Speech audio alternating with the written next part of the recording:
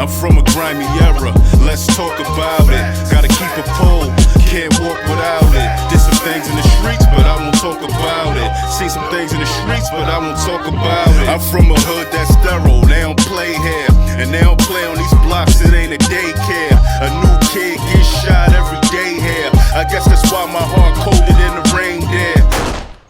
I ain't never tell them they had to get me out of jail. I was part of the unit. I got shot for G-Unit. They know what was up, know what happened, and why what happened. It was G-Unit. How did you find out who did it though? It was common sense, bro. Now, Joffy never makes it clear what G-Unit beef he was shot over, but this shooting happened in 2005, and only one can imagine what all the beef G-Unit was dealing with at the time. When them little buck that diamond with his kid in his hand, that was cool. And wasn't on smack stage and mad, I be letting slide. Why you throwing shots at me on smack stage? I know you think. Because a that was on smack stage violated my brother. But Joffy the Top Tiger was definitely with G-Unit from their earlier days, and he definitely played the front line.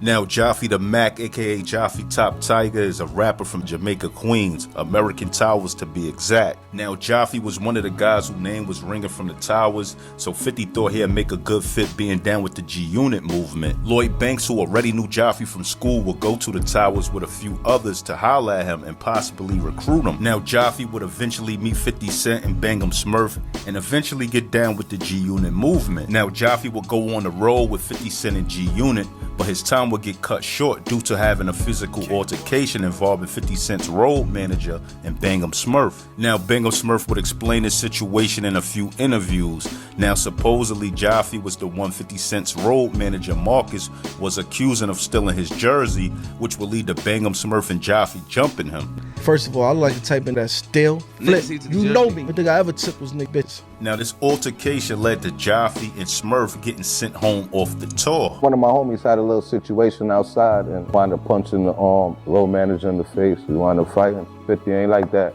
Send everybody back home. But unlike Bang'em Smurf, Joffy Top Tiger would be able to come back on tour with 50 Cent. But before Joffy could go back on tour with Fifth, he'll run into some trouble with the law. Now, supposedly, Joffy shot a shot at police from his window and ended up coming outside where police would grab him up, which led to a big altercation between the cops and guys from his building. Now, Joffy would end up being bailed out of jail and 50 would pay for his lawyer fees. Now, even though Joffy and Bang'em Smurf became very close, they eventually have a fallout because Joffy decided to continue to rep the G-Unit brand while Bang'em Smurf and 50 Cent was having problems. I think he was coming and he started to want to diss them, and I wasn't with that.